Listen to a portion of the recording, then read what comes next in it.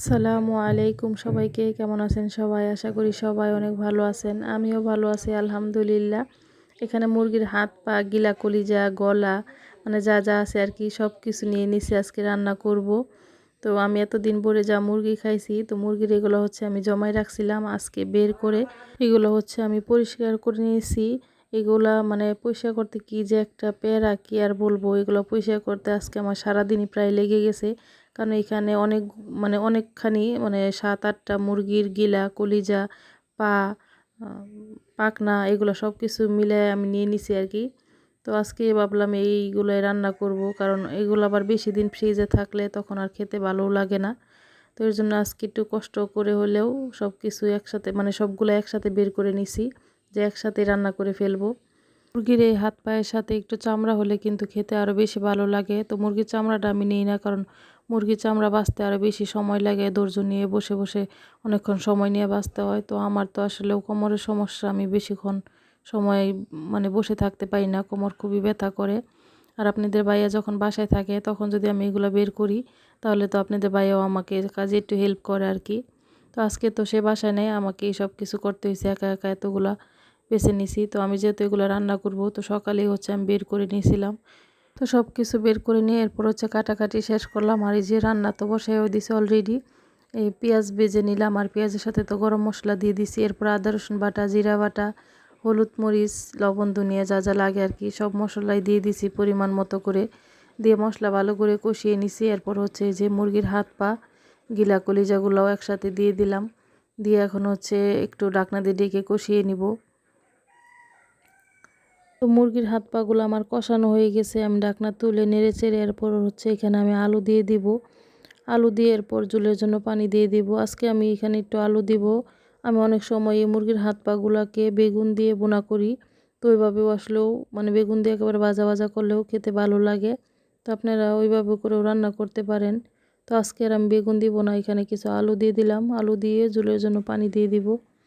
তো আপনারা যে যেখান থেকে আমার ভিডিওটা দেখছেন বা দেখবেন, দয়া করে আমার চ্যানেলটাকে সাবস্ক্রাইব করে একটা লাইক দিয়ে দিবেন, আর ফুল ভিডিওটা দেখার চেষ্টা করবেন। আপনাদের সবার কাছে আমার এই অনুরোধটা রইল।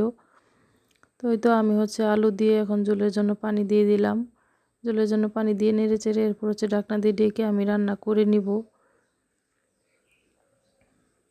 তো এই তো আমার তরকারিটা কিন্তু রান্না হয়ে গেছে, আমি ঢাকনা তুলে নিলাম। এখন একটু নেড়ে চেড়ে দিব। খুব সুন্দর একটা কালার আসছে। আর ঝোল মোটামুটি এরকম রাখলাম, কারণ যেহেতু সাথে আলু আছে, আলুই কিন্তু আর ঝোল টেনে নিবে। তো এর থেকে বেশি আমি আর ঝোল শুকাবো না। তো আজকে দুপুরের জন্য আমি এই একটাই তরকারি রান্না করলাম, আর কোনো কিছু রান্না করব না আজকে। জানি না কেন জানি শরীরটা একটু খারাপ লাগতেছে। তো যাই হোক, রান্না বান্না শেষ করছি, এরপরে খাবার দাবার খাইছি। খানা খায়া অনেকক্ষণ অফ ক্যামেরায় ছিলাম, একটু রেস্টে ছিলাম।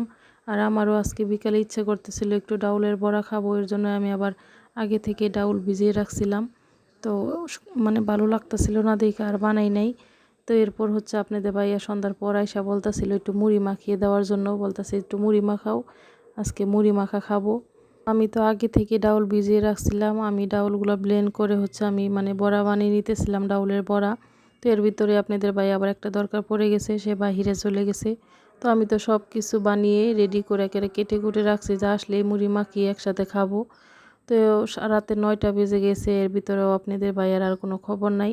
তো 9টার পরে ফোন দিয়া বলতাছে যে এগুলা মাখায়া সব কিছু একটা বক্সে ভরে পাঠাই দাও, আমি ছেলের মাদ্রাসায় আসছি, তো একসাথে খাবো আমি আর হুজুর।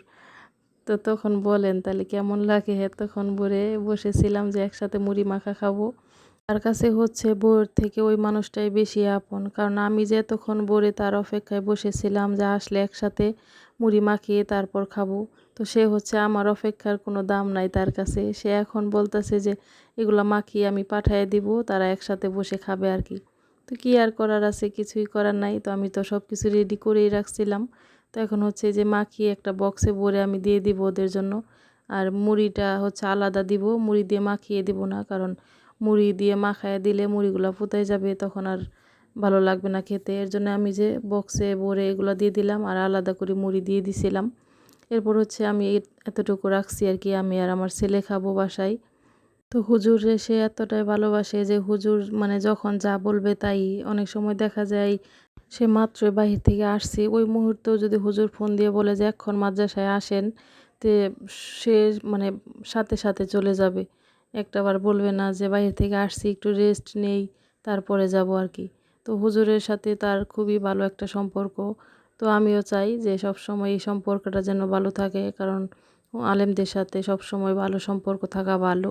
তো আপনারাও সবাই আমাদের জন্য দোয়া করবেন। আপনারা সবাই ভালো থাকবেন, সুস্থ থাকবেন, আর আমার ভিডিওটা ভালো লাগলে চ্যানেলটাকে সাবস্ক্রাইব করে দিবেন।